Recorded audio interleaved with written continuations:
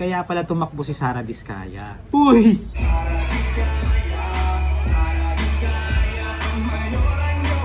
Naalala niyo nung eleksyon nung tumakbo siyang mayor ng Pasig laban kay Vico Soto? Sa bawat attempt namin na maka one-on-one interview si Sara Diskaya, lagi siyang tumatakbo papalayo. Like this one, nung March 28. Campaign kick-off niya yan, tsaka nung kanyang Team Kaya Dis dun sa may bahay niya sa Bambang Pasig. Sabi kasi niya dun sa speech niya, gagawin daw niyang smart city ang Pasig, pero hindi siya nagbigay ng detalye. So, we wanted her to elaborate.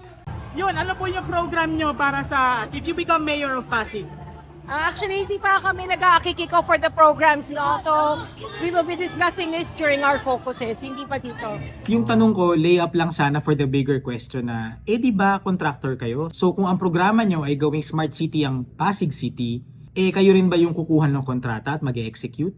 She seemed to be rushing to the elevator. Yes, may elevator yung bahay nila. And nga yung asawa niyang si Curly, paakyat dun sa elevator. That was moments before that very short interview with Sara.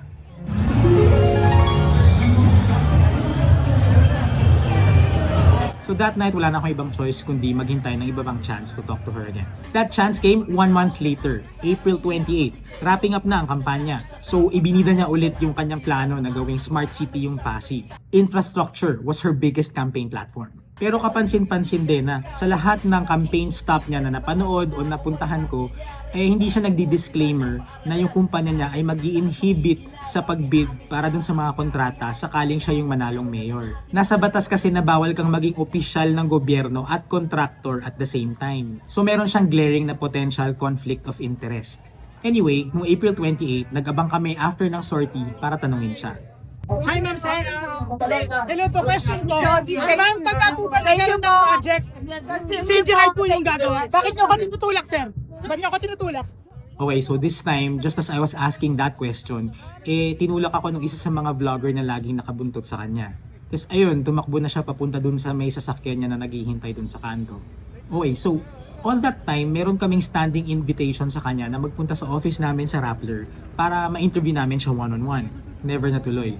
So at that point, we were like, oh well, we did our best. But wait, nung May 12, araw mismo ng botohan, nagpa-interview siya dun sa mga taga-media na nag-cover sa pagboto niya. Nobody asked her, but she said, Sobrang excited. Syempre, first time. It's also the first time for me to vote. So, sobrang excited. Sobrang new experience for me. First time niyo po mag-vote, ma'am? Yes. Oh. I mean, imagine, nauna pa siyang kumandidato kaysa bumoto.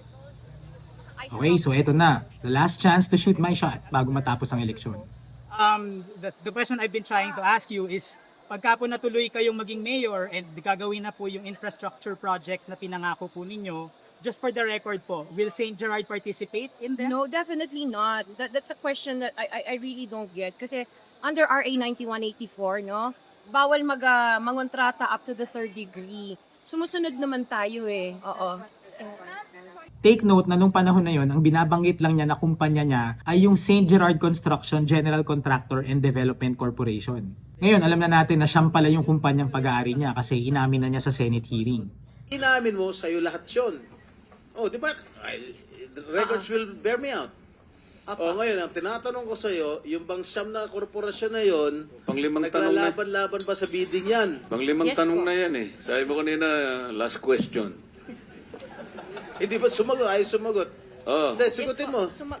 Sumagot ako. Opo. Naglalaban-laban. Opo. So pag naglalaban-laban yung siyam na korporasyon sa isang kontrata, at kung sino manalo ron, kahit isa sa siyam na manalo, sa'yo pa rin yun, ikaw pa rin ang panalo. Correct? Opo. Oh. Senator Erwin.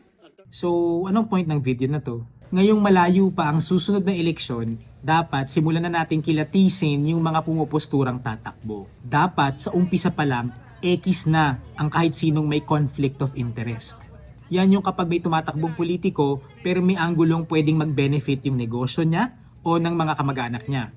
Ngayon pa lang, tanungin na natin sila ng mga tanong na lagi nilang tinatakbuhan. Lahat tayo para wala silang matatakbuhan o mapagtataguan. Now, if may info kayo na pwedeng pagmulan ng investigative report, splok nyo sa amin. Dito sa may Rappler Communities app, QR codes on your screen.